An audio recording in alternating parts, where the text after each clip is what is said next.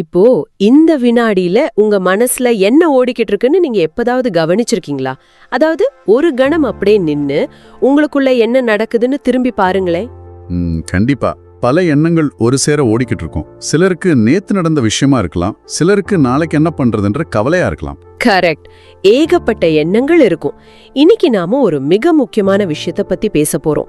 நம்ம வாழ்க்கைய நிஜமாவே பாதிக்கிறது நம்ம சுத்தி நடக்கிற சம்பவங்கள் கிடையாது, அந்த சம்பவங்களை பத்தி நம்ம மனசு உருவாக்குற கட்டுக்கதைகள் தான்.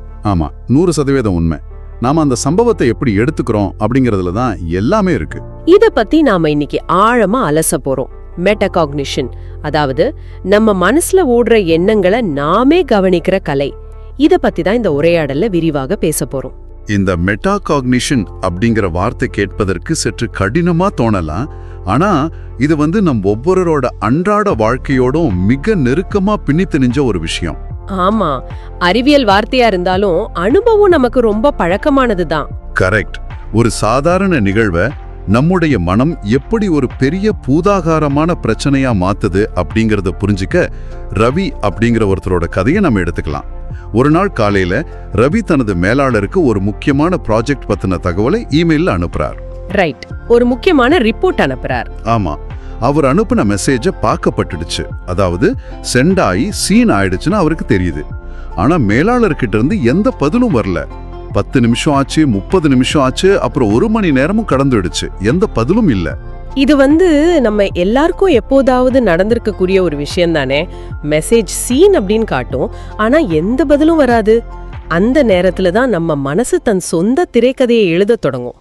நிச்சயமா. மெல்ல மெல்ல ரவியோட மன கற்பனை கதைகளை உருவாக்க தொடங்குச்சு. நான் கொடுத்த விளக்கம் அவருக்கு பிடிக்கலையோ, இல்ல என்னுடைய ரிப்போர்ட்ல நான் ஏதாவது பெரிய தப்பு பண்ணிட்டேனா அப்படின்னு யோசிக்க ஆரம்பிக்கிறார். அடுத்தடுத்து கேள்விகள் வந்துகிட்டே இருக்கும். ஒருவேளை என் வேலையில அவர் திருப்தியா இல்லையோ, என்ன வேலையை விட்டு தூக்க போறாரா அப்படின்னு ஒரு சிந்தனை இன்னொரு சிந்தனையை உருவாக்க, அந்த மேனேஜர் பதில் அனுப்புற நேரத்துக்குள்ள ரவி ஏற்கனவே ரொம்ப பதற்றமாகி வியர்த்து விறுவிறுத்து போயிட்டார்.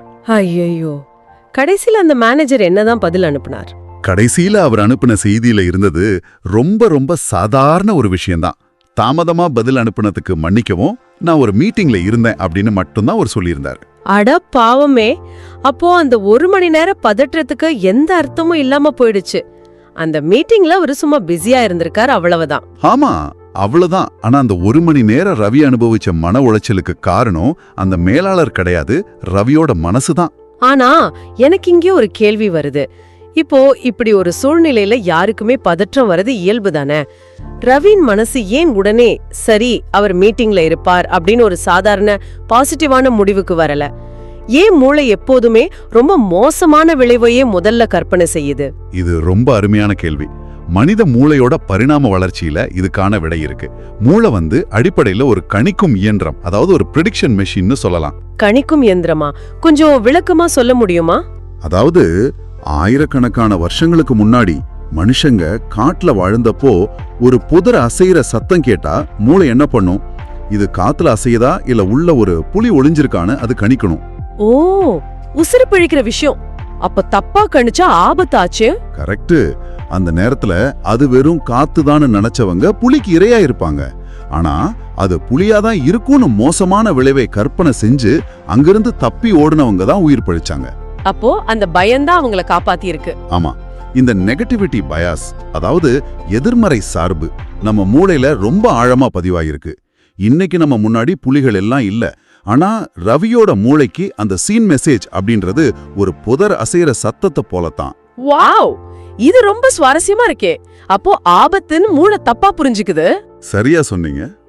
மூளையோட உணர்ச்சி மையமான அமிக்டாலா உடனே ஆபத்து அப்படின்னு எச்சரிக்கை மணியை ஒலிக்க தொடங்கிருது. அதுக்கு நிஜமான புலிக்கும் தாமதமான இமெயிலுக்கும் வித்தியாசம் தெரியாது. ஆக ரவியோட மூளை ஒரு நிஜமான ஆபத்தை எதிர்கொள்ள தயாராகிக்கிட்டு இருந்துச்சு. ஆனா அங்க இருந்தது வெறும் ஒரு இமெயில் தான். அப்படியானால் மனம் எப்போதுமே இப்படிதான் கவனப்படுறதையும் மோசமானதை கற்பனை செய்யறதையும் தன் முழுநேர வேலையா வச்சிருக்கும் போல இருக்கே. ஆமா, அதோட டிசைன் அப்படி. பாதுகாப்புக்காக அது அப்படி வேலை செய்யுது. இதை எப்படி நம்மால தடுக்க முடியும்? மனசு செயல்படாம அப்படி நிறுத்துறது சாத்தியமா? இல்ல, நம்ம நோக்கம் மனசை தடுப்பதோ அல்லது எண்ணங்களை அழிப்பதோ கிடையாது. மூளைய அதனோட இயல்பான வேலையை செய்ய விடணும். ஆனா அதோட செயல்பாட்டை கவனிக்கிறது தான் நமது உண்மையான நோக்கம். ஓ, தடுக்க கூடாது, கவனிக்கணும். ஆமா, இதத்தான் மெட்டாகாக்னிஷன் அப்படின்னு சொல்றாங்க. அதாவது நாம சிந்திக்கிறத நாமே கவனிக்கிற திறன். நான் ஏன் இப்படி சிந்திக்கிறேன்னு யோசிக்கிறது. அப்போ மனோ அதோட வேலையை செய்யட்டும், நாம அத ஒரு பார்வையாளனா பார்க்கணும், ரைட்? கரெக்ட். பொதுவா நம்ம மனசு எப்பவுமே தொடர்ந்து சிந்திக்குது, கவலைப்படுது, எல்லாவற்றுக்கும் எதிர்வினை செய்யுது. ஆனா அப்படிப்பட்ட மனசு தன்னைத்தானே கவனிக்கிறது அப்படிங்கிறது ரொம்ப அபூர்வம். அதுதான் இங்க பழக வேண்டிய கலை. அதாவது நம் எண்ணங்களுக்கும் நமக்கும் இடையே ஒரு சின்ன இடைவெளியை உருவாக்குறோம்னு சொல்லலாம். இத நான் இப்படி பாக்குறேன். இப்போ ஒரு பெரிய தொழிற்சாலையை கற்பனை செஞ்சுக்கோங்க. சொல்லுங்க. உள்ள பல பெரிய இயந்திரங்கள் பெரும் சத்தத்தோட ஓடிக்கிட்டு இருக்கு. இரும்புகள் உரசும் சத்தம் கேக்குது. உற்பத்தி நடந்துகிட்டே இருக்கு. நாம அந்த இயந்திரங்களுக்கு நடுவே தொழிற்சாலையின் தரையில நின்னுகிட்டு இருந்தா அந்த சத்தமும் குழப்பமும் நம்மள மூழ்கடிச்சிடும் இல்லையா? நிச்சயமா காதுகள் செவிடாகிடும் அளவுக்கு இரைச்சல் இருக்கும் அங்க. ஆனா அங்கிருந்து சற்று விலகி மேல முதல் தளத்துல உள்ள ஒரு மேலாளர் அறையில நாம நிக்கிறோம்னு வச்சுப்போம். அங்க ஒரு தடிமனான கண்ணாடி ஜன்னல் வழியா அந்த இயந்திரங்கள் ஓடுறத நாம வேடிக்கை பாக்குறோம். இயந்திரங்கள் ஓடுறது கண்ணுக்கு தெரியும், ஆனா அந்த இரைச்சல் நம்மள பாதிக்காது. நம்ம மனசின் ஓட்டத்தை நாமே இப்படி தள்ளி நின்று வேடிக்கை பாக்குறது போல இத சொல்லலாமா? ரொம்ப ரொம்ப அருமையான ஒரு ஒப்பீடு இது. அந்த மேலாளர் அறையிலிருந்து பார்க்கும்போது கிடைக்கிற தெளிவுதான் மெட்டாகாக்னிஷன். நரம்பியல் ரீதியா பாத்தீங்கன்னா, நீங்க உணர்ச்சி கொந்தளிப்புல இருக்கும்போது உங்க மூளையோட உணர்ச்சி மையம் முழு கட்டுப்பாட்டையும் எடுத்துக்குது. அதாவது நான் அந்த மிஷின்களுக்கு நடுவுல நிக்கிற மாதிரி. கரெக்ட். நீங்க தொழிற்சாலையின் நடுவுல சத்தத்துல சிக்கி இருக்கிறது போல. ஆனா நான் ஏன் இப்போ இப்படி சிந்திக்கிறேன், என் மனசுல ஓடுற இந்த சிந்தனை உண்மையா, இது வெறும் என் கற்பனையா அப்படின்னு நீங்க கேள்விகள் கேட்க தொடங்கும் அந்த வினாடியில ஒரு மாற்றம் நடக்கும். என்ன மாற்றம் நடக்கும்? மூளைக்குள்ள ஏதாவது மாறுமா?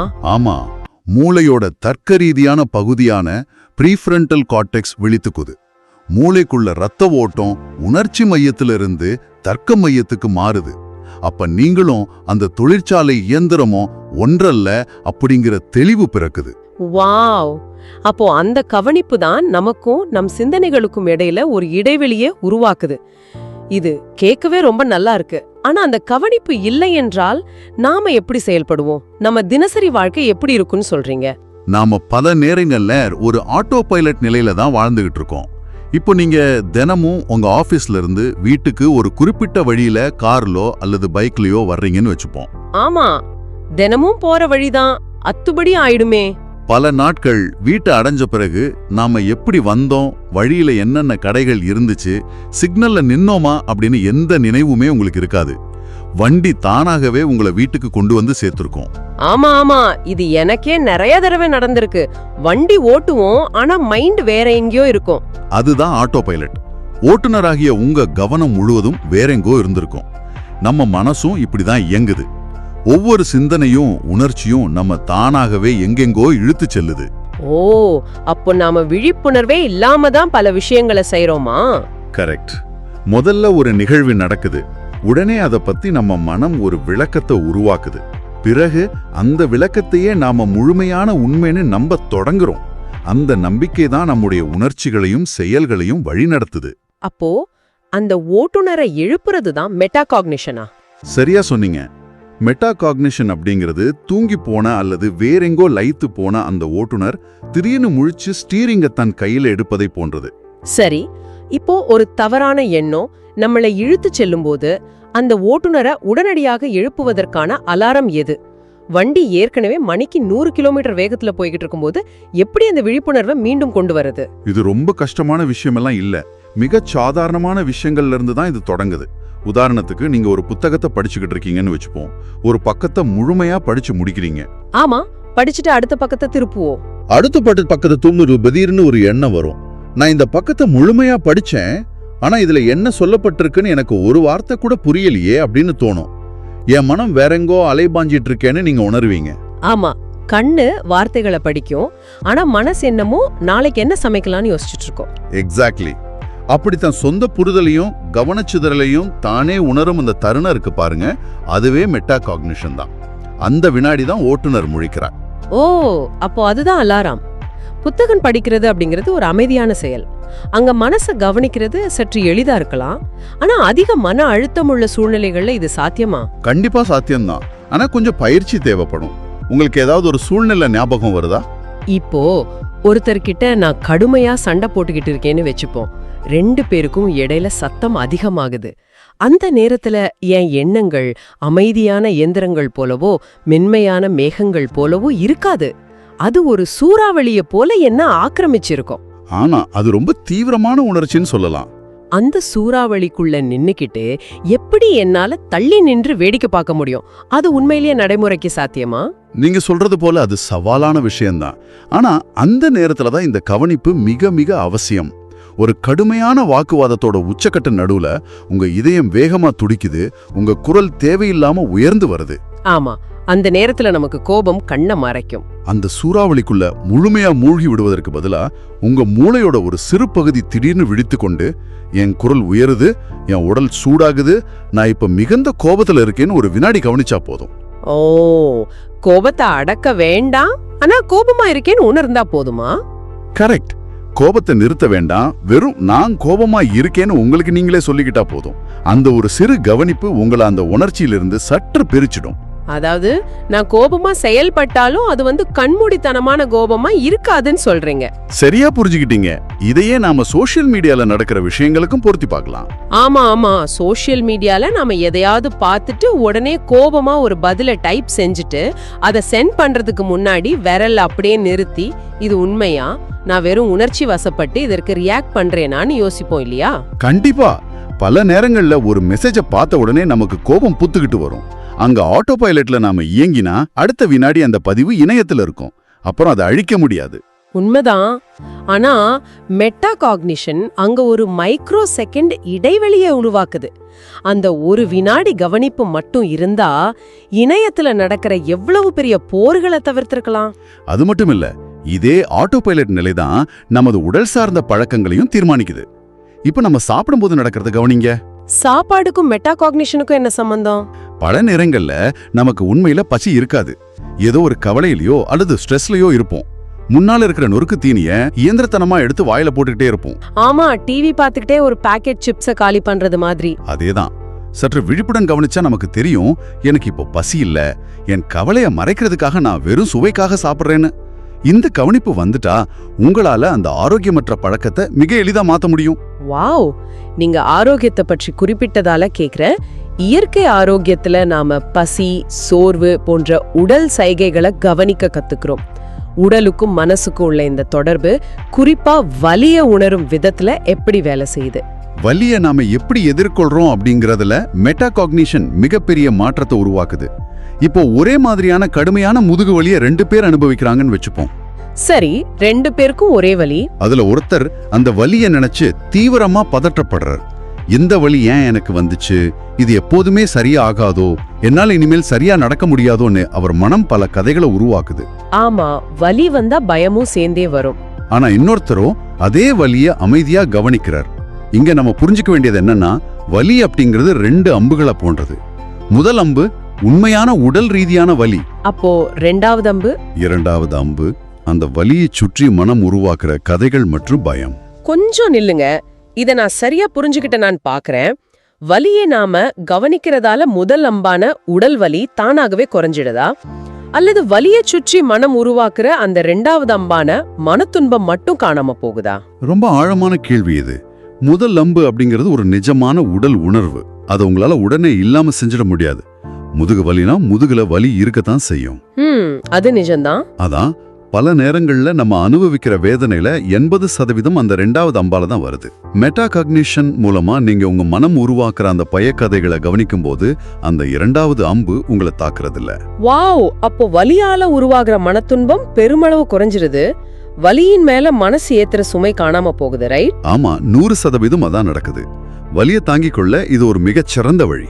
சரி, இந்த மெட்டாகாக்னிஷனை, அதாவது இந்த கவனிப்பு கலைய நாம எப்படி பழகிறது?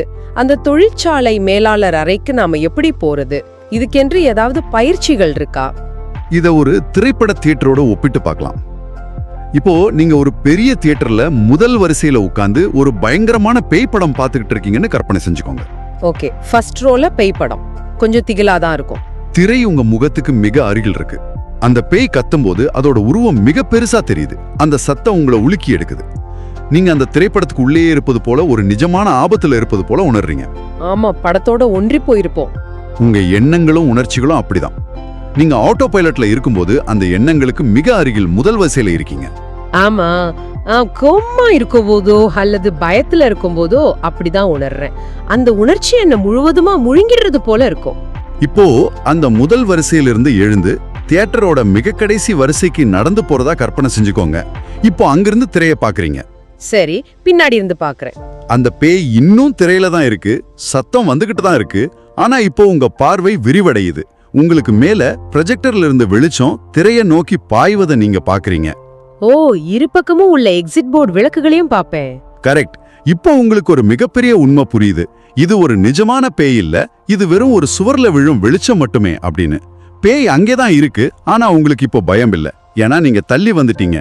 வாவ், இது உண்மையிலேயே மிக அற்புதமான ஒரு ஒப்பீடு. என் மனசுல ஒரு கோபமான எண்ணமோ அல்லது கவலையான எண்ணமோ வரும்போது நான் அந்த எண்ணத்திலிருந்து தள்ளி வந்து அத திரையில ஓடுற ஒரு படமா பாக்குறேன்னா, அப்போ நான் அந்த கோபம் கிடையாது, நான் அந்த கவலை கிடையாது. நிச்சயமா கிடையாது. நான் அந்த தியேட்டர்ல உட்கார்ந்து படத்தை பாக்குற பார்வையாளன் மட்டுமே. இது நம்மை பற்றிய நமது பார்வையையே முற்றிலுமா மாற்றி விடுகிறதே. நான் என் எண்ணங்கள் அல்ல, நான் அவற்றை கவனிக்கும் விழிப்புணர்வு மட்டுமே. எந்த தருணத்துல இந்த உண்மையை நீங்க முழுமையா உணர்றீங்களோ அந்த தருணமே மெட்டாகாக்னிஷனின் உச்சம்னு சொல்லலாம். கவனிப்பு எங்கு தொடங்குதோ அங்குதான் தெளிவு பிறக்குது. ரொம்ப ஆழமான விஷயம் இது. ஆமா, சிந்தனைக்கும் நமது எதிர்வினைக்கும் இடையில இருக்கிற அந்த சிறிய இடைவெளியை கவனிக்க கத்துக்கிட்டா நம்ம வாழ்க்கையே மிகப்பெரிய அளவுல மாறிவிடும். நாம எண்ணங்களோட அடிமைகளா இல்லாம அதோட பார்வையாளர்களா மாறுறோம். உண்மையாவே இது ஒரு ஆழமான விவாதம்.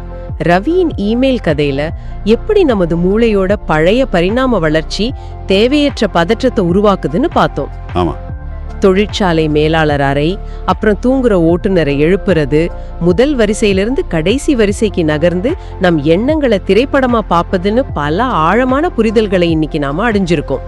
எண்ணங்களை எப்படி ஒரு பார்வையாளனா நின்னு கவனிக்கிறது அப்படிங்கறத தெளிவா புரிஞ்சுக்கிட்டோம். ஆமா, இது கண்டிப்பா எல்லாருக்கும் பயன்படும் நம்புறேன். இப்போ இன்றைய நாள் முழுவதும் உங்களுக்கு நீங்களே கேட்டுக்க வேண்டிய கேள்வி இதுதான். இப்போது உங்க மனசுல ஓடுற எண்ணங்களை நீங்க விழிப்புடன் கவனிக்கிறீங்களா, அல்லது அவை உங்களுக்கு தெரியாமலேயே ஆட்டோ பைலட் மோட்ல எங்கேயோ இழுத்து செல்லுதா? இதை யோசிச்சு பாருங்க. அருமையான ஒரு கேள்வி. ஆனா இந்த உரையாடலை முடிப்பதற்கு முன் உங்களுக்கு ஒரு புதிய சிந்தனையை விட்டு செல்ல விரும்புறேன். நாம இதுவரைக்கும் மனித மூளைய பத்தி பேசணும். ஆனா இன்னைக்கு செயற்கை நுண்ணறிவு, அதாவது AI மிக வேகமா வளர்ந்து வருது. பல AI சிஸ்டம்கள் தங்களோட சொந்த குறியீடுகளையே சுய பரிசோதனை செய்யும் அளவுக்கு வளர்ந்திருக்கு. இது ரொம்ப சுவாரஸ்யமான ஒரு கோணம். வருங்காலத்துல இந்த இயந்திரங்கள் தங்களோட சிந்தனை ஓட்டத்தை தானே கவனிக்கிற திறனை, அதாவது செயற்கையான மெட்டாகாக்னிஷனை பெறுமா? அப்படி பெற்றா ரவிய போல ஒரு ஏஐக்கும் தனக்கு உடனே பதில் வரலனா ஒருவித பதற்றம் உருவாகுமா? ஒரு இயந்திரம் தன்னைத்தானே கவனிச்சா என்ன நடக்கும்? இத பத்தி சற்று சிந்திச்சு பாருங்க. இது உண்மையிலேயே யோசிக்க வேண்டிய ஒரு விஷயம்தான். அடுத்த முறை நீங்க கோவப்படும் போதோ அல்லது உணர்ச்சி வசப்படும் போதோ உங்களுக்கும் அந்த உணர்ச்சிக்கும் இடையே உள்ள அந்த சிறிய இடைவெளியை கண்டுபிடிங்க. மீண்டும் சந்திப்போம்.